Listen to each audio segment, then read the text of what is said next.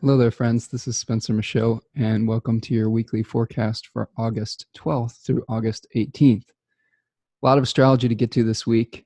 A lot of planetary movements, switching directions as well. We just are in the middle of, as I record this, Jupiter moving direct on Sunday, August 11th.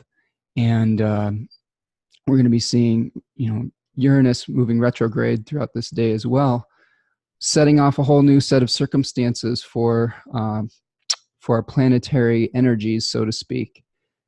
This week ahead, we've got a number of things happening. We've got a gibbous moon that's leading us up to the full moon on Thursday, the 15th, in the sign of Aquarius, with an opposition from the Sun in Leo, as well as Venus, Mars, and Mercury, all opposing that Aquarius moon. So we're really getting kind of a reality check to some of the things that we've been trying to push forward, and maybe getting some feedback this week on how we're doing, kind of a progress report, maybe a little bit of an objective distance from some of the dreams that we've been trying to put into place, and a little bit of a Saturnian reality check to all the solar Leo kind of actions that we've been taking. We also have a Mercury squared to Uranus this week on Friday, so that should trigger some interesting surprises. And then our good friend Mars moves into the sign of Virgo this week. So it'll be time to get down to business.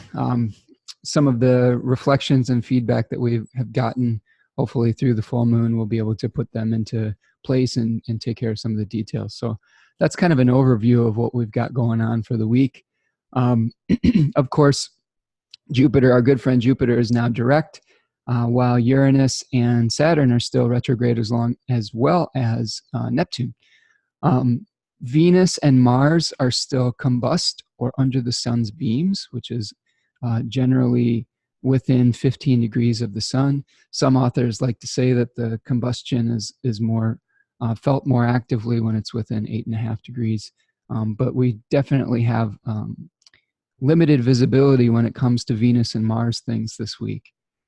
We also are going to be seeing Mercury move under the beams of the sun towards the end of the week too. So some of the significations of Mercury are going to start to go on behind the scenes as well, because Mercury is going to lose some of that visibility, even though Mercury is now moved into the sign of Leo for this week, which is going to make it a little bit more diurnal in nature, a little bit more active, a little bit more out front a little bit. So we've got this kind of push and the pull with Mercury moving into Leo, but also then going under the sun's beams.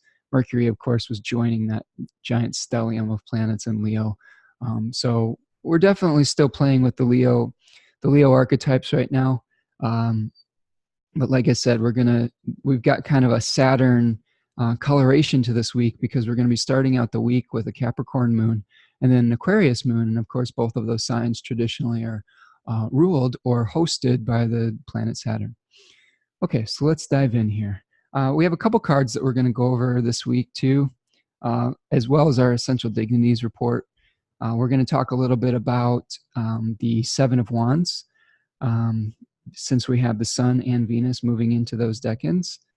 We're going to talk a little bit about the Eight of Pentacles, which Mars is going to be moving into with Virgo 1. And then possibly a little bit with Leo and Aquarius 1. Well, that's when we have the moon opposite Mercury is in the first decan of Leo and Aquarius. But we're going to talk about the Seven of Swords too, which is where the moon is going to be when it is making its opposition at the full moon. So many things to get to. Let's start out with the essential dignities of the week. I'm kind of giving you the overview. We've been doing this each week, where we see the what kind of strengths and condition the planets are in. That's going to give us a lot of good feedback about how well or how challenging it might be for those planets to function. And of course, since we've been in Leo season here, we've been going through a domicile sun, where the sun is in its own temple and has access to its own resources, which is a positive thing. It's much easier to assert our authority, to issue commands, to get in touch with what we really want and who we really are. That's going to be one of the things that's supported when the sun is in a domicile that that it rules or it hosts. So it's kind of at home, shining its light. It also has triplicity by the day. Of course, the triplicity was of the nature of Jupiter. So triplicity is where we have the winds at our back and the kind of the boost in our sails to do things associated with that planet, especially during either the day or the nighttime, depending on which planet is going to be having dignity within those structures. So of course, the sun is the triplicity ruler by day for the fire signs. So we're going to see a boost in our ability to do solar things during the day. Jupiter is in its own domicile and direct now, and also has triplicity by night. So we're still seeing, since Jupiter is in the fire sign of Sagittarius, it has a nighttime ruler of Jupiter instead of the solar ruler by day. And we're going to be seeing Jupiterian things starting to move forward again. I'm going to show you a card that's associated with second decan of Jupiter. Oh, I'm sorry, second decan of Sagittarius, which Jupiter is in right now. And we have the Nine of Wands. And here we see a figure that is standing his ground. Maybe has taken on a few injuries here and there through the fight, but he's still ready to defend his turf and contemplating it's maybe a rest before the next set of circumstances. If you know the three cards that are associated with the Sagittarian decans, the Eight of Wands is motion, where it has 8 wands moving in a very active direction. And here may be the rest, the pause, well, after that set of very fast motion. And in the next decan, we see someone carrying a great burden with the 10 of Wands. So it's kind of like here we've got a little bit maybe the eye of the hurricane type of experience where we've set some things into motion, and now we're kind of gathering our resources again so that we can kind of carry the burden or carry the football to the touchdown. Okay, and now we're going to be having some more support with Jupiter going direct again, because Jupiter, of course, is the greater benefic, and we've been kind of reevaluating Jupiterian things over the summer. Generally, it's not necessarily a bad thing when a benefic goes retrograde, but now it's going to be much more able to bring about the Jupiterian things into our lives. So look at the Sagittarius and the Piscean ruled houses in your chart, and look for those areas of your life to start moving forward with a greater sense of purpose. You may be able to start taking action in those particular areas of your life where you may have felt, not necessarily bad things happening there, but you may have been reevaluating how you want to move forward with your big next move. Because really, Jupiterian is about Jupiter is about bridging, building bridges, expansion, about what we believe in, kind of belief systems, orthodox types of religions. It's the judge in the cosmic courtroom. So we may be making some judgments about those things in our life, and now we're able to kind of, give not necessarily a final judgment, but we may be able to, bang the gavel down and start moving forward with the things that we're reconsidering. So that's what Jupiter's doing with our essential dignities. Of course, Saturn is still retrograde, but it is in its own domicile of Capricorn. So Saturnian things, we're still reevaluating the structures in our life, and it is supported to be able to release things and let go of things, to restructure the Capricorn area of your life. An example of this, over this past weekend, I started to reorganize my office. I have Saturn in the 6th house of my daily routines and like the work that I do. And I've been, of course, doing a lot of restructuring of my diet and how I take care of myself. And what I did this weekend was restructure a lot of my office. You can see I have a little bit of a different background here than you may have noticed in the videos before. And I got rid of a lot of clutter.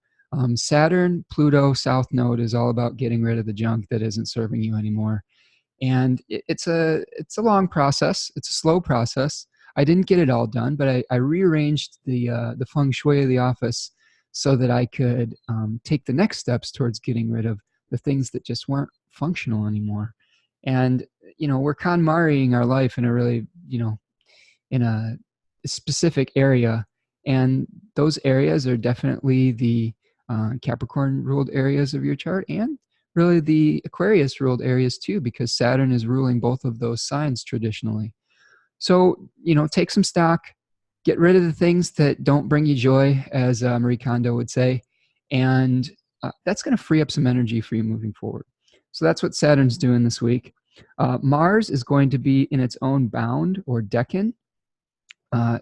Between 24 and 30 degrees, Mars has rulership by terms. I'm sorry, bounds and terms are the same, a similar word for the same thing. But Mars is also going to be in its own decan, which is the last 10 degrees of the sign of Leo, between 20 and 30 degrees.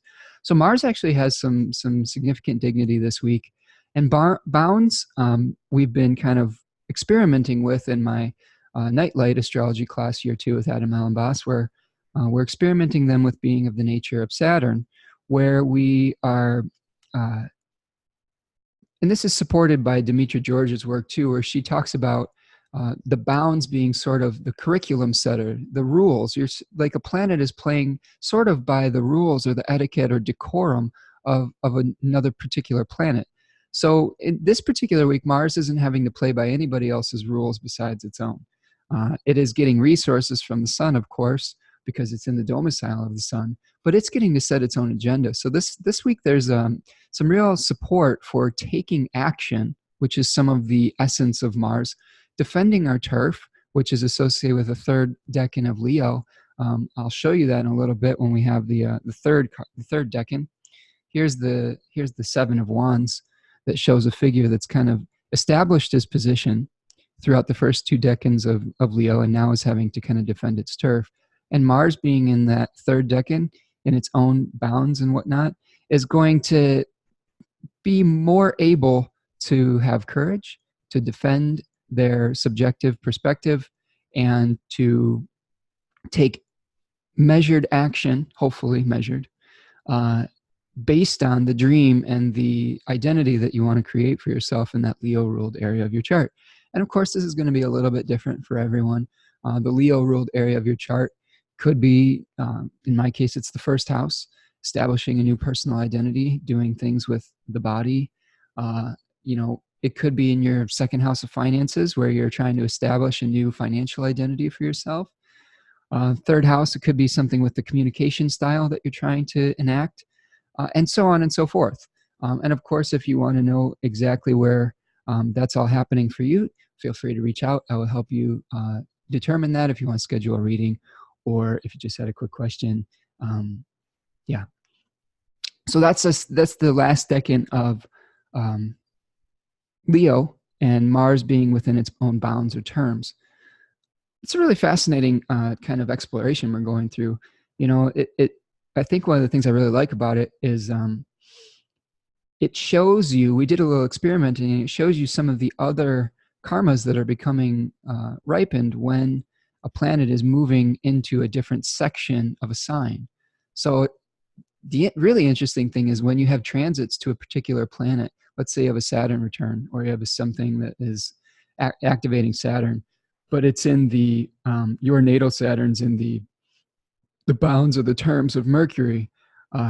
The mercurial ruled areas of your chart are going to get some residual hits from that Saturn activation. So that's kind of a neat thing to experiment with on your own, is look at the different planets that you have in your chart and look at their bound ruler and see when you have transits to that particular planet in your chart, whether some other, ancillatory actions or events are happening in those particular ruled areas of your chart as well.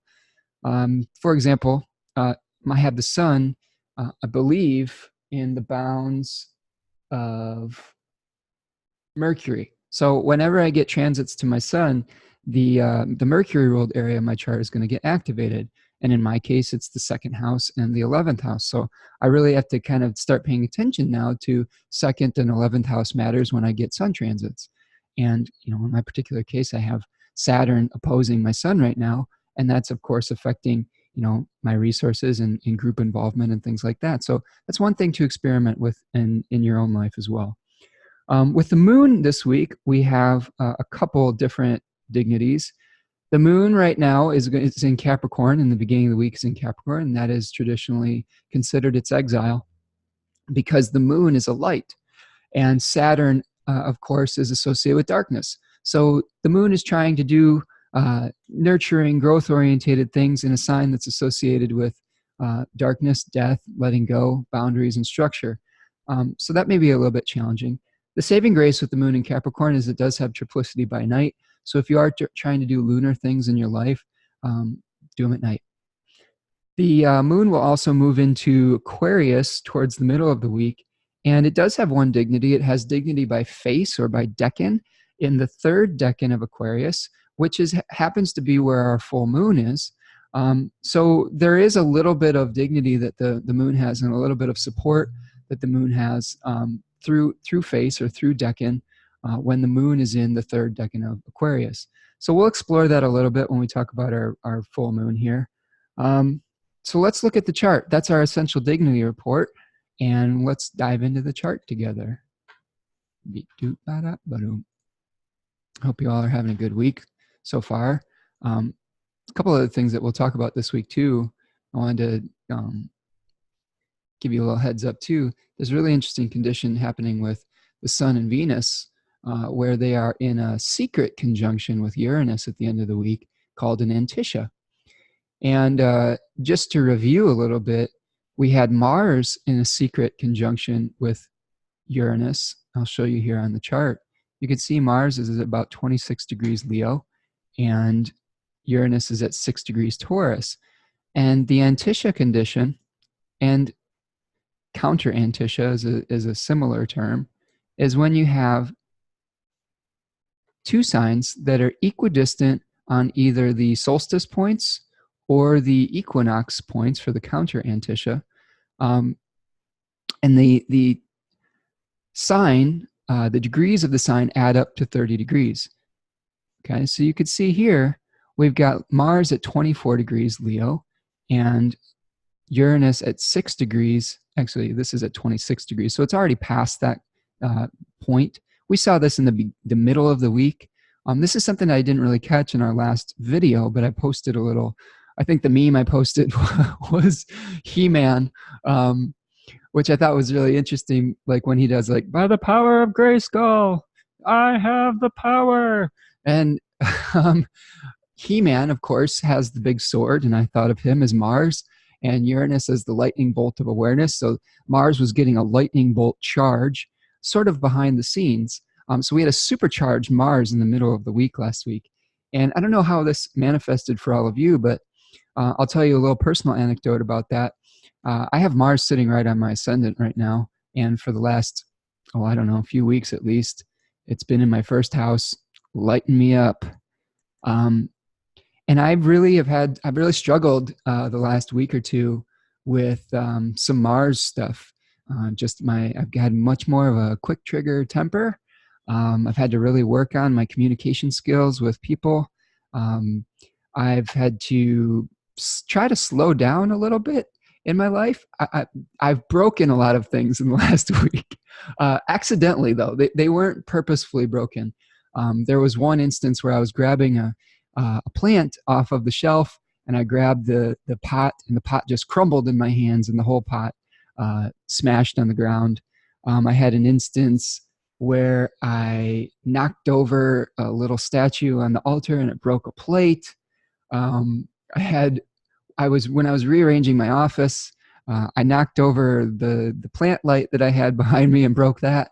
So it's just kind of like, it's really interesting though, just seeing like the manifestations of that. And yeah, I've had to work on some really slowing down the way I communicate with people too. Cause we had a little bit of, I don't know, there was a few domestic blowups this week. So think about that and review in your chart if you have had any kind of shocking Mars types of things that happened in the last week. And now get ready to prepare for the Venus and Sun ruled areas of your chart to have some kind of secret conjunction and secret unexpected types of things happening towards the end of the week with that Antiscia. So that's one thing to keep an eye on for the week ahead. Hopefully I've gotten it all out of my system. What I probably need to do is just exercise a little more. Like give a channel for this energy. I actually think I did some nice work getting rid of the junk in my office. That's a really good way to please Mars, I think, is move some stuff around and get rid of some crap. Okay. All right. So that's the Antiscia that we were seeing last week. As we begin the week, also, what I forgot to talk about is we're going to see Venus CAZIMI at the end of the week, or the middle of the week as well. We'll talk about that when we get to Wednesday. So that's something to keep on your radar. So we're going to start the week off with a Capricorn moon on Monday. Of course, it is in its exile. It had just made a contact, or it is just making a contact with Saturn in the beginning of the week. So it is sitting at the table with its host. So this is a really good time to get a little bit of objectivity, to really start to feel a sense of discipline at the beginning of the week. I think that many of us have been starting new projects with all the Leo energy and the direct motion of Jupiter. I've seen a lot of colleagues and whatnot starting new programs and things like that. I've been thinking about some new programs that I want to offer in the fall. But I think this week is about really Saturning up. And you've got a dream and you've got a vision, but how does the rubber meet the road now? How does your plan, how do you implement that plan, and how do you get a little bit of an objective perspective of that plan, possibly through some feedback from other folks? At the beginning of the week with this gibbous moon phase, the gibbous moon phase is when we have the sun, or the moon, 135 degrees to 180 degrees ahead of the sun. So you can see we've got this, this is a preparation phase of the moon. It's getting ready for the flowering that's going to happen at the full moon phase and for the reveal, the kind of big reveal. And of course, we started this moon cycle at the very end of July, so around July 31st or so. So I want you to look back at July 31st, August 1st, see what kind of things you were initiating in your life. And this is a good time for analyzing and evaluating how you've been doing. This is the time for a little bit of a progress report and a perfecting of those impulses before the flowering that happens in the middle of the week. So Monday and Tuesday, get your ducks in a row. Start analyzing how you want to reveal, perfect things, get rid of things that aren't working, double down on the things that are working really well. Try to Hubble telescope above your life and see it from a distance. That's what I was trying to say. I was really trying to say hover, but that'll work too. So let's see. One of the notes I have here is getting a reality check after the challenges of the first quarter moon. So we're going to be rebuilding some of the things that we had to let go of during the challenge of that first quarter. And now we're seeing what works and what doesn't, and kind of working within those limitations. Of course, Saturn is associated with limitations, with boundaries, with walls. Well, also with smashing those down as well. So think about what worked and what didn't when the moon was going through Scorpio, and then figure out how you're going to move forward towards the full moon phase. That's Monday. We're seeing a sextile from the moon around noon, and then we're going to have a conjunction of the moon to Pluto in the evening around 6:11 p.m. So that's the beginning of your week. As we move into Tuesday, I'm going to clear my notes here. So we'll go a day forward again. Okay, now we're in Tuesday, the 13th, and we're seeing the very end of the Capricorn moon. It's already moved past its conjunction with Pluto, and we are going to be moving into the sign of Aquarius at about 11:38 a.m. Okay, you can see the moon moving into Aquarius. Okay. And then we're going to have an opposition very early in the day with Mercury. See that? Here's our moon opposition with Mercury. And of course, oppositions were said to be of the nature of Saturn. So there is some sort of challenge or wall that we are coming into with our newfound Leo Mercury and the moon passing through the sign of Aquarius, which is ruled by Saturn. This is kind of a classic Sun-Saturn type of challenge where we may be very enthusiastic about the types of things that we're expressing. We may have a very subjective opinion about things, and it's going to run smack into the collective. So this is the kind of one of the themes of this week is our subjective perspective coming into contact with the needs of the group, the needs of the collective, and getting some feedbacks from potentially some kind of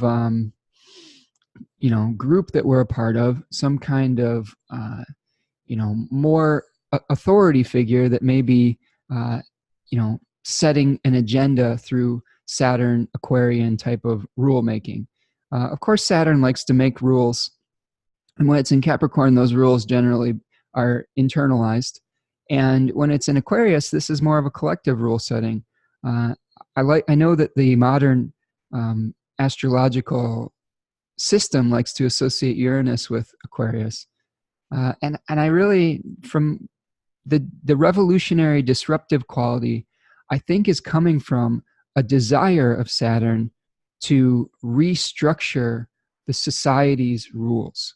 And we do see that the sun is in its exile in the sign of Aquarius, and we do get kind of a rebellious quality with the sun in Aquarius. But Aquarius's essential nature is Saturnine, and it's kind of the outsider, which is a little bit similar to Uranus, but there's some differences. Make no mistake about it, Saturn in Aquarius is not always progressive. I do not believe that. I do not believe that Aquarians are always progressive. We've seen some of the most conservative politicians in American history that were Aquarians. I mean, we've got Reagan, Dick Cheney, all under the auspices of the sign of Aquarius. Paul Ryan is a modern person that is associated with that.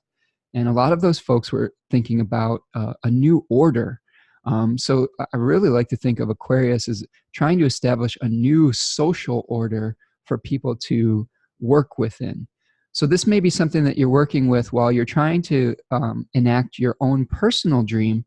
It may be coming into contact with a need to establish a new social order around that dream as well.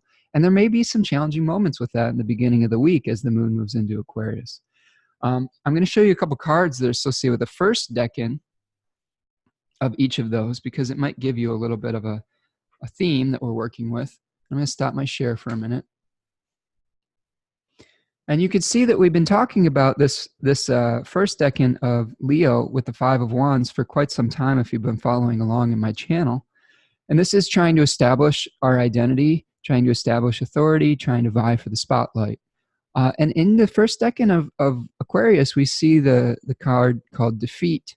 So there's a winner and then there's a loser, and we may be picking up the pieces after an argument. We may be experiencing a little bit of a defeat type of energy with something that we had a personal stake in. Now, this is a very temporary disagreement or kind of challenge, because the moon moves very quickly. So I wouldn't get too bogged down in that sense of defeat. If you got to lick some wounds and you get humbled a little bit, I think this is another theme for this week, is there's going to be some humbling that happens to the Leo placements. We got that stellium in Leo.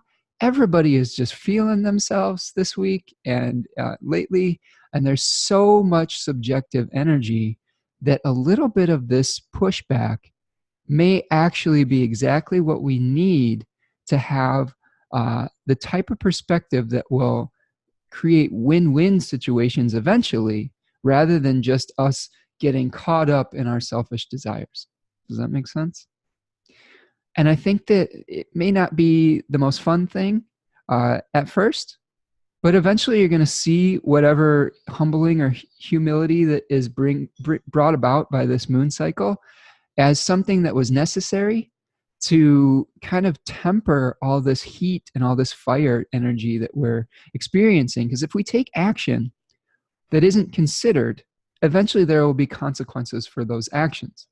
So what we're seeing is just maybe a little bit of objectivity, a little bit of a thought process that may need to go into it before we really move forward with our goals and our dreams. And that's okay. It's the universe is giving us a little bit of a course correction this week, I think. and embrace it. I think that one of the things that I've really started to learn with astrology is when we have challenging aspects and we have challenging astrology in the sky, have gratitude for it. You know, I mean, I really think that there is some cosmic order. Obviously, I'm an astrologer. I believe in, you know, an ordering of the universe of some sort, right? And I think that it's all part of the plan. And if you really try to rise above your life and see it from a larger perspective, you're going to realize that all these little hiccups are part of a greater unfolding and a greater flowering of your life. And again, builds character. I know that that doesn't sound like the most fun thing in the world, but it's necessary. And, you know, it's not all flowers, sunshine, and rainbows. We may be getting quite a bit of those types of things with Leo stuff and Jupiter moving direct now. But the beginning of this week, a little bit of a sober reality check. Okay. Now, another thing that's happening on Tuesday, I'll share my screen again for you, is we're seeing a condition that we generally see close to the new moon and the full moon, when the moon is going what's called under the bond of, it says to be moon is under the bonds. And it's a condition where the moon is within 15 degrees of either side of either a conjunction or an opposition with the sun. Okay, so right now we have the sun at 20 degrees here, and the moon is going to be moving into that kind of within 15 degrees of that opposition of the sun. Okay, and when the moon is under the bond, it's kind of weakened. The sun has lots of vitality and lots of energy and lots of power. It's the king in the cosmic courtroom, right? But when you get too close to the king, according to the tradition, it can get a little bit heated up, and it can overpower or overshadow other planets. And when a planet becomes, it loses visibility when it has contact with that sun within that degree of 15. And that's a weakening type of condition in traditional astrology.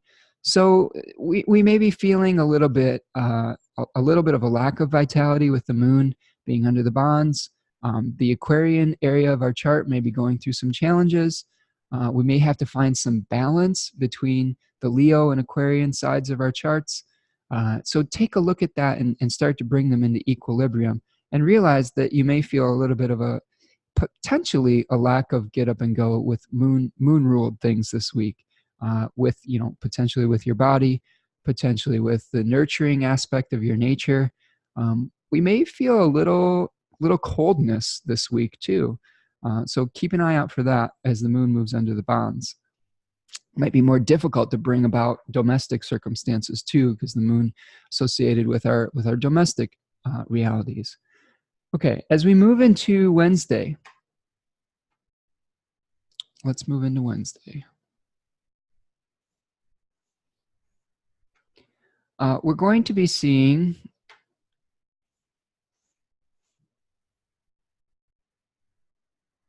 a square from the moon to Uranus. Okay, so here is our Uranus square at 6 degrees of Aquarius and Taurus. And of course, now we've got a retrograde Uranus. In my particular program here, retrogrades are represented by red numbers, direct planets by the black numbers. So we're making contact with retrograde Uranus now. We talked a little bit about Uranus last week, but this may be a period of Uranus's cycle where we are reevaluating some of the progressive changes that we've been trying to make in the Taurus ruled area of our chart. And this square is going to be highlighted. This may be another instance on Wednesday where you get a little bit of some feedback, and you're running into a challenge where you've been trying to make some material changes in your life in the Taurus ruled area of your chart, and now there may be some kind of reevaluations of that particular area. and seeing what works and what isn't. I mean, not every change that we make is going to be one that's going to stick. And you have to start to pay attention to your life to figure out which of these changes is something I'm going to incorporate long term, and which of them are maybe a passing fancy. So this is a very good time, and this Uranus retrograde is going to be active for many months. So you've got a few months to kind of figure out how you're going to, how it's a progress report again. How have you been doing in that area of your life? And now it's time to kind of, backtrack a little bit and see how you can make some additional changes. And you may have to be a little bit patient with the process too. Anytime a planet is retrograde, that planet's will is not able to move according to its own nature as much as it is moving according to the divine will. So this is a period of time in your Taurus ruled area of your life where you're going to have to let go of the oars and potentially let some of the changes affect you rather than being the one that is affecting those changes or putting them into effect. Okay, so you may be acted upon by Uranus in that particular way, and recognize that some of the changes that are happening when they're retrograde here may be for the best moving forward too. But it may be a little bit more difficult for you to use that Uranus to progressively make the change rather than just kind of having to kind of say, well, these are the events that are happening. There may be some things that I started to change that aren't working. Let's reevaluate. Okay, so that's going to happen very early in the morning on Wednesday, the 14th. The other thing that's happening on that day, kind of exciting, is Venus is going to be going CAZIMI. You see that there at 21 degrees Leo, Venus is in the heart of the sun. Okay, let's unpack that for a little bit here. Venus and Mercury make two conjunctions with the sun. They make two CAZIMI moments, basically. One from the superior side going this direction, and then one from the inferior side going in diurnal motion. Okay, so what we're seeing this time is the superior conjunction of Venus and the sun. And this happens when Venus or Mercury is direct in motion and is coming into the conjunction of the sun as a morning star, okay, from the position of being a morning star. And it's going to transition, its shift into an evening star. Now, Venus, in her morning star phase, was the warrior Venus. She was fighting for what she wanted and what she needed, which was a little bit not necessarily comfortable for Venus because Venus wants to harmonize. So this is going to signal the transition of Venus into the evening star phase, where she may be able to do a little bit more of that kind of brokering peacefulness. She becomes a little bit more of the diplomat as the evening star. This also sort of signals a sort of a full moon type of energy with Venus. Now, I wanted to give you a little bit of a homework assignment. The inferior conjunction, generally for Mercury and Venus, when it's coming in retrograde motion and conjoining the sun, signals the beginning of what's called the synodic cycle. So the beginning of this particular cycle happened around October the 26th of 2018 at 3 degrees of Scorpio. So what I want you to do is I want you to go back to look around Halloween or slightly before, and I want to see the kind of things that were happening in your life in the Venus ruled area of your chart or in the Scorpio ruled area of your chart, maybe both. So check out the Scorpio house and then look at both the Libra house and the Taurus house. And I want you to see what kind of new starts were being put into play at that time, because you may be seeing a hearkening back to that beginning and a flowering, so to speak, of some of the things that may have been initiated at that time.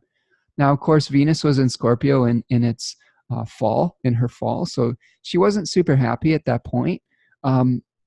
She's in a little bit better shape now, but look back at that time period, see what was initiated, get a progress report now for how you've been taking action with that particular area of your chart. Okay, the Scorpio ruled area of your chart and the Libra and Taurus ruled area. And you may see something really come to fore in the Leo area of your chart. I know it's a lot of areas of your chart to keep straight, but that's astrology. There's a lot of things going on. I'll be able to tell you some interesting anecdotes for this because this is happening exactly on the degree of my ascendant at 21 degrees Leo. So I'm getting a Venus Sun CAZIMI moment right on my ascendant. Oh boy. We'll see what happens. Maybe something good. I hope, fingers crossed. Okay.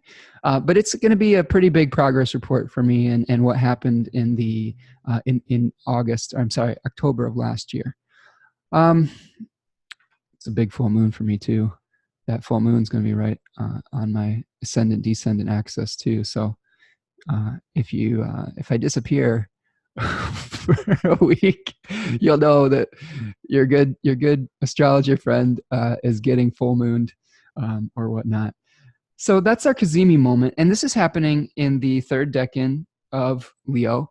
And of course, that's the 7 of Wands moment where we have having to defend our position. So look for themes to have courage. Look for themes to, defend your subjective position on some level. And all the while remembering that you're going to be getting some objective feedback from your community. Or the Aquarian ruled area of your chart, and try to bring those into balance. In the end of the day on Wednesday, we're going to see a sextile with the moon and Jupiter, a direct Jupiter now. So there, the group relations, the group may be supporting what you're doing in that Leo ruled area of your chart as well as the, in the Sagittarius ruled area of your chart with the direct Jupiter and now the moon, I'm getting ahead of myself. The moon in Aquarius here is going to be sextiling at 14 degrees. And that's a nice little bump that you might get. So the communications might be pretty decent towards the end of the day after this CAZIMI moment. Maybe you've had an aha moment. Also realize too, Venus is not going to be at her strongest as she moves into and out of the CAZIMI moment. Remember, the CAZIMI moment, according to the Hellenistic astrologers, was when Venus was within 1 degree of the sun. The medieval astrologers made that a much smaller area to like 17 degrees. And it's sort of like a rebirth within the furnace of the sun, a new burst of energy. But remember, it's like a butterfly who is trying to come out of the cocoon, and the wings are still wet. So Venus, our Venus ruled area of our life, is still going to be going through some growing pains until she escapes the beams of the sun, okay, and makes an appearance as an evening star eventually after she's gone into, after she's gone into Virgo and outside of that 15-degree range. So just be patient with the process is what I'll say. If you get a nice little burst, recognize that you're just going to be, drying the wings off, getting ready to just spread them and fly, okay? All right, so as we move into Thursday the 15th, hey, look what we have here. It's full moon day. So let's get to Thursday.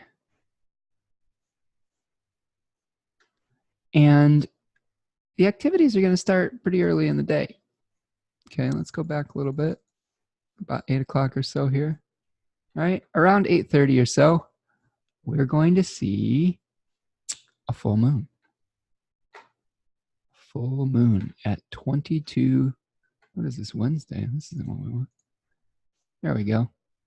Okay, this is PM. Sorry. Technical difficulties. So at about 8:30 or so a.m., we're going to see the opposition between the sun and the moon at 22 degrees of Leo and Aquarius. And of course, when the sun and the moon are at opposition, that is when the moon is full, reflecting the fullness of the light of the sun. So this is a good buzzword for this, reflecting. We're going to get some of our actions reflected back to us from that Aquarian moon.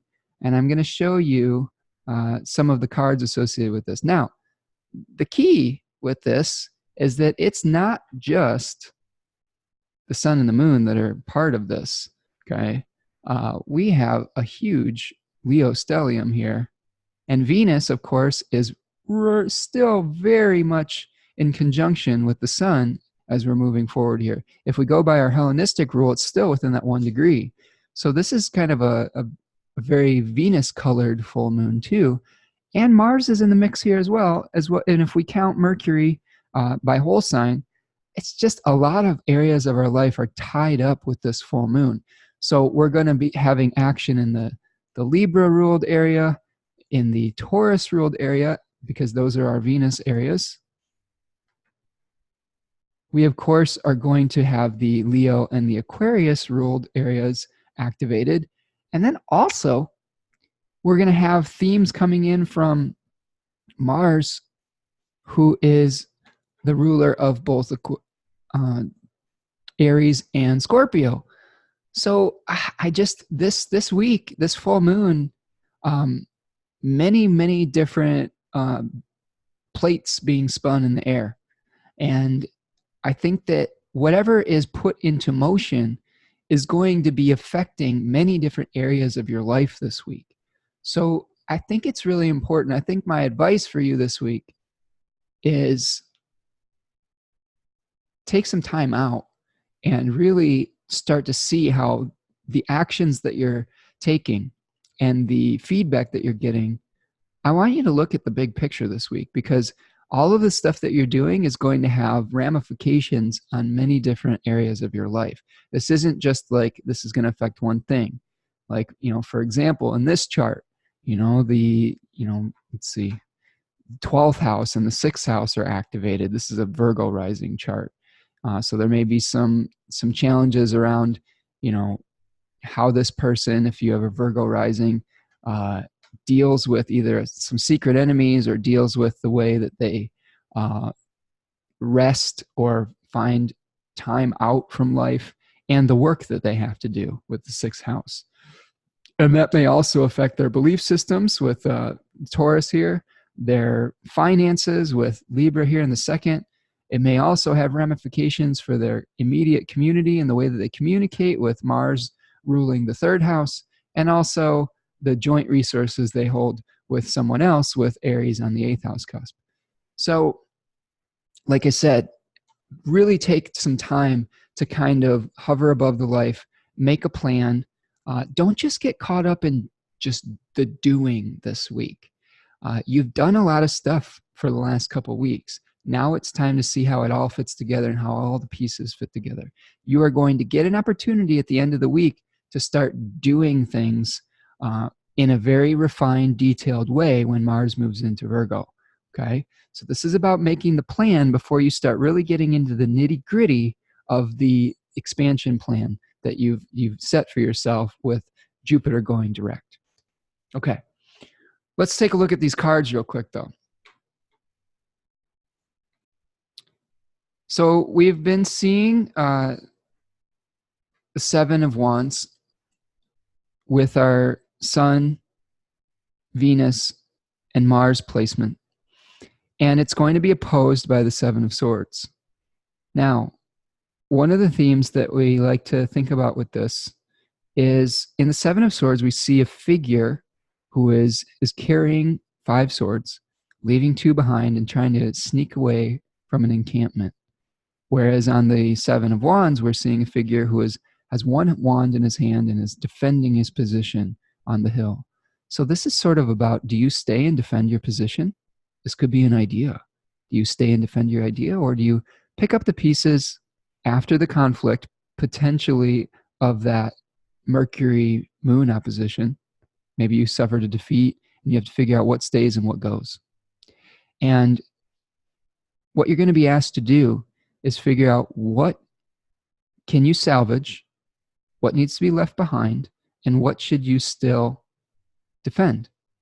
What is really important to you is the question. What is worth standing on that hill and defending, and what do you need to glean and possibly let go of and move your position off of?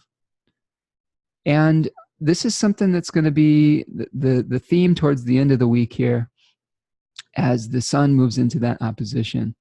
There may be a desire to leave some things behind.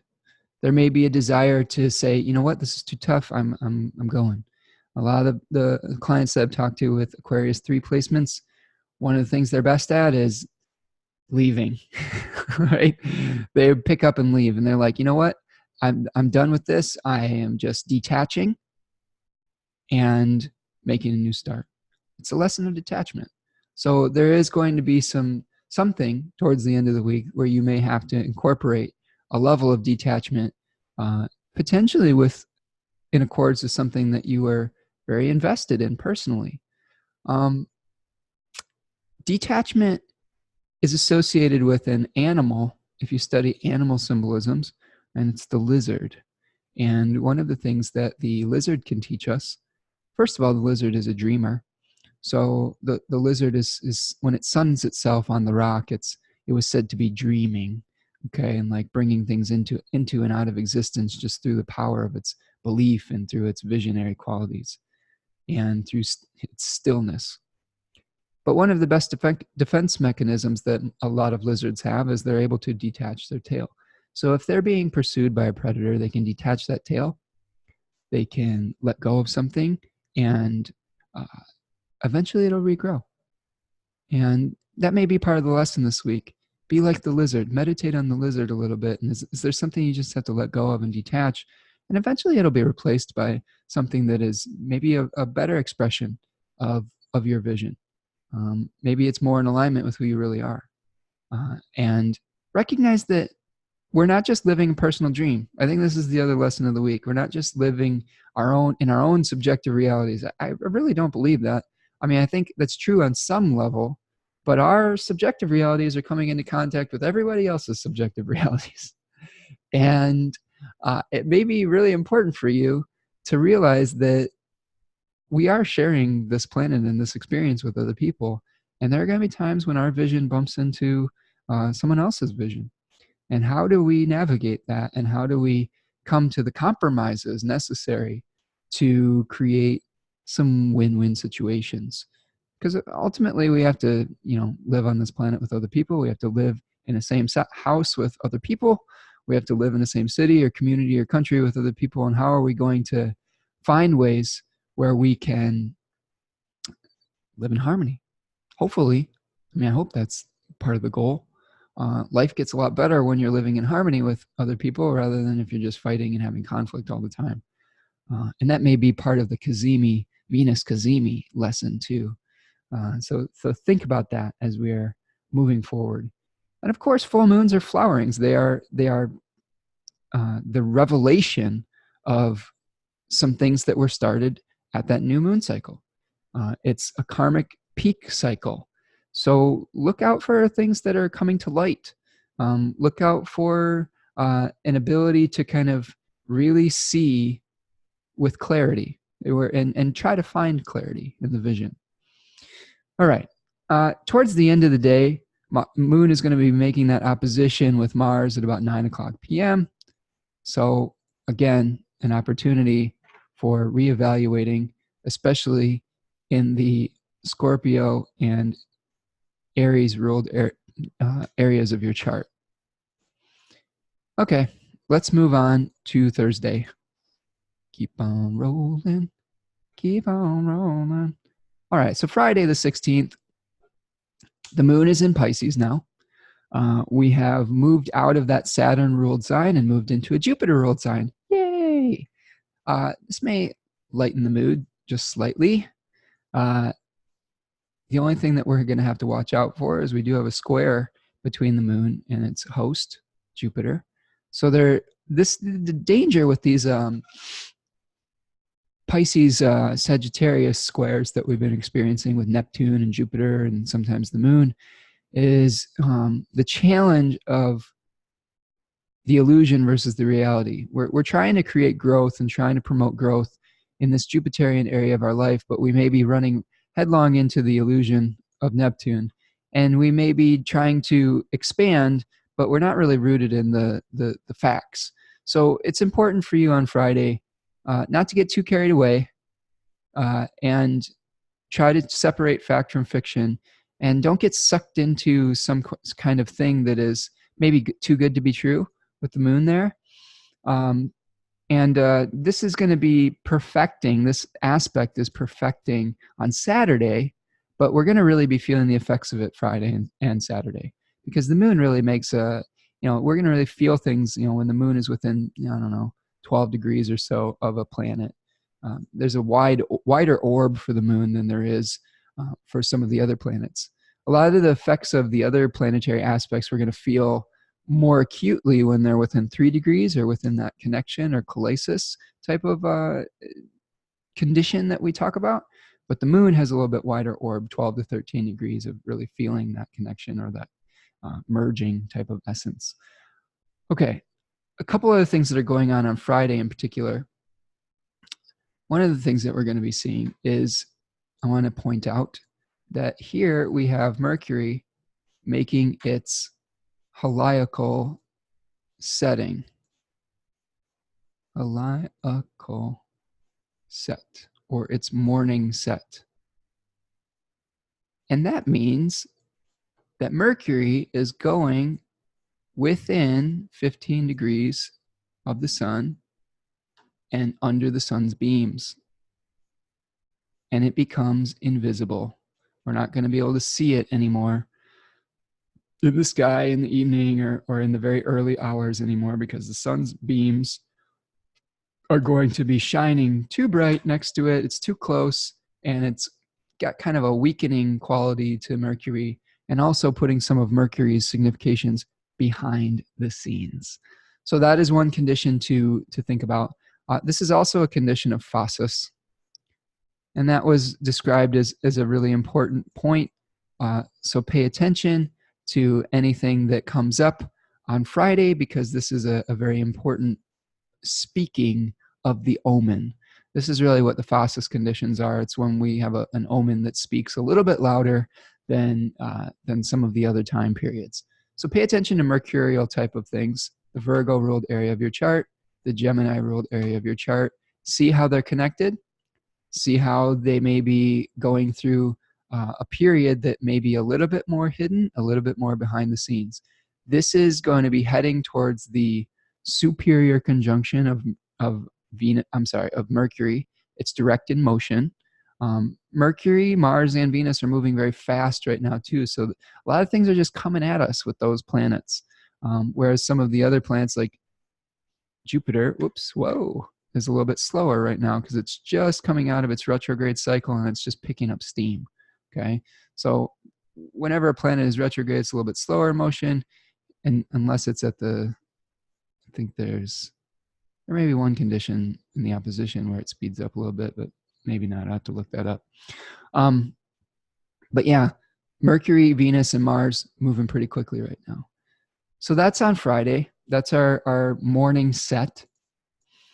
And then we're going to be seeing, as we see this morning set happening, we're going to see a square from Mercury to Uranus and Taurus, to that retrograde Mercury, that retrograde Uranus in Taurus. So there may be some kind of unexpected event, right? This is within the 15 degrees, but this is squared.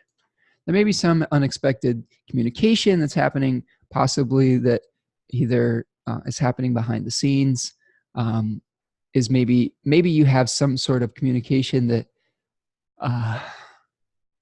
forces you underground a little bit. Maybe you have an event that happens that's unexpected, where you're like, oh boy, I need to kind of reevaluate some of my mercurial communication styles or those areas of my life, so that I can be more effective in the ways that I'm expressing those things. So keep an eye out for that. It's going to be connected with something that's a little bit unexpected on Friday. And here's another interesting connection. Not only are we having that Mercury square, we're going to be seeing the ANTISCIA condition being pretty active between Venus and Uranus too, Friday and Saturday. Actually, let me clear this. There's going to be an ANTISCIA or a secret conjunction between both the Sun and Venus with Uranus.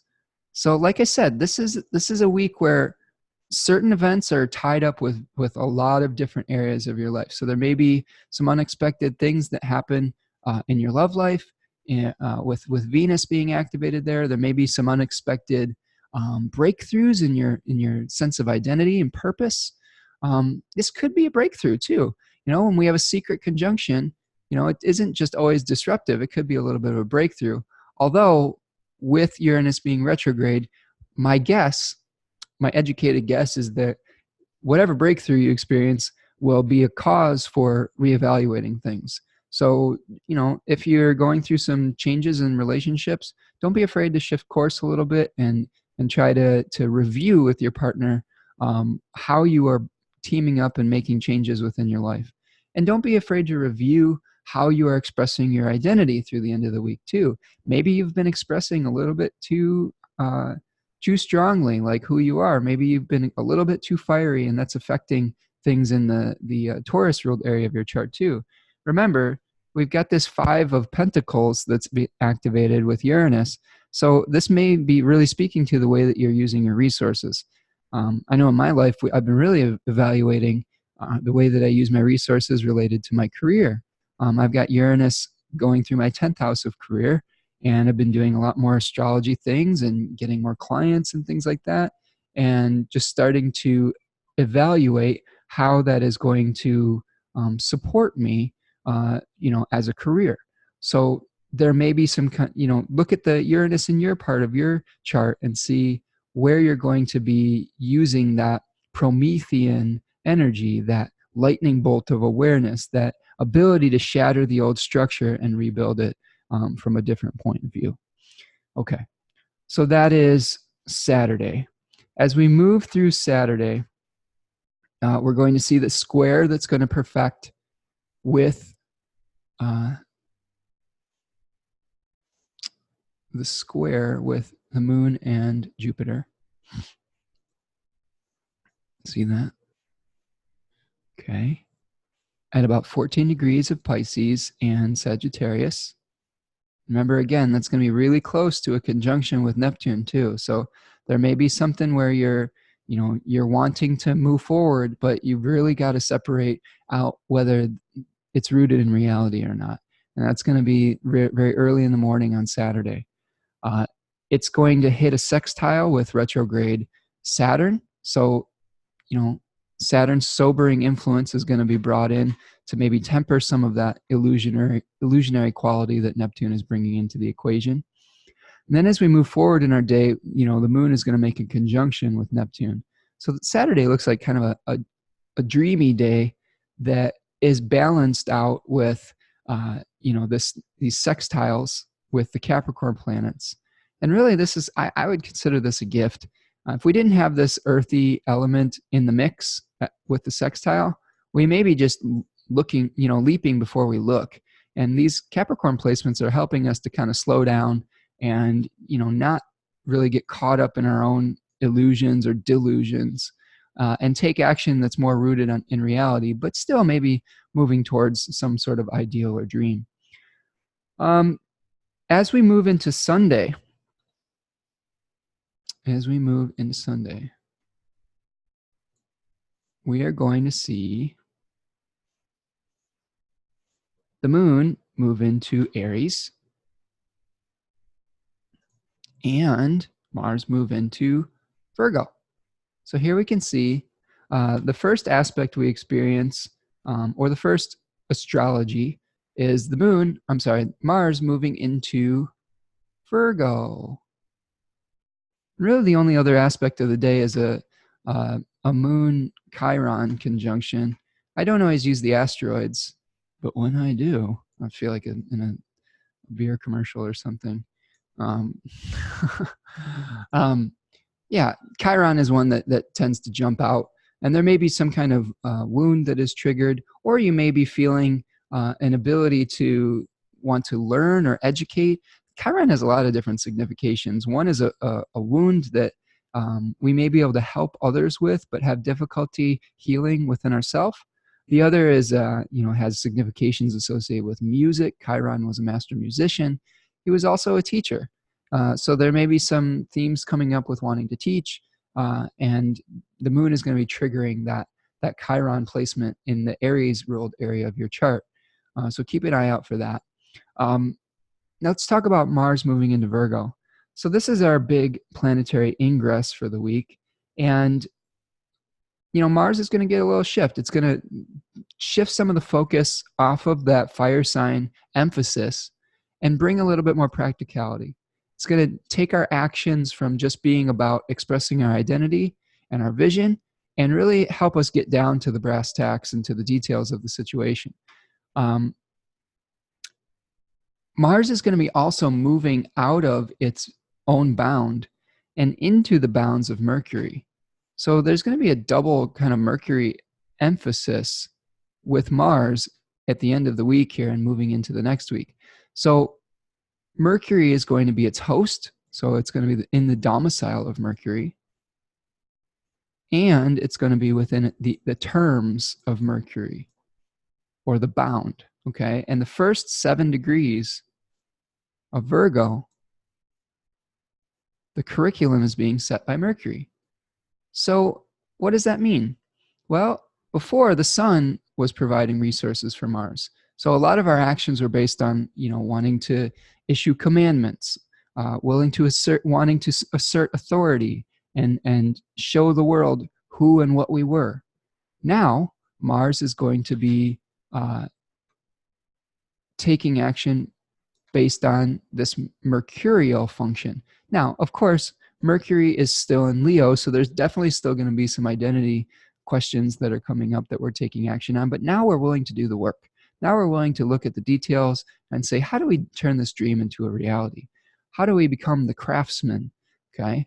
And when we're working within the terms of Mercury, what kind of rules and expectations and etiquette does Mercury expect? Well, the essential nature of Mercury is to contest, to destabilize, to argue. It was the lawyer in the cosmic courtroom. So there may be some, our actions may be more geared towards things like communicating our ideas, maybe more towards commerce. Okay, how do we turn whatever idea we have into something that supports us? Mercury was associated with commerce and with merchants. How do we become flexible? Mercury asks for flexibility. How do we become flexible in the actions that we're taking rather than all this fixed energy? This is another thing we didn't really talk about.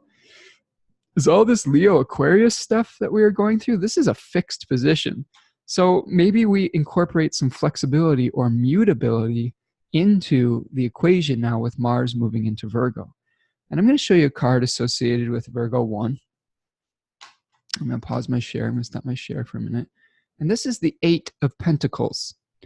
All right. And in this card, we see a figure who is toiling away at his craft. And he is an apprentice, perhaps of some sort of advanced age. Maybe, I know that in 36 Faces, Austin says that he's past the age of when you're supposed to be learning stuff, but that's okay.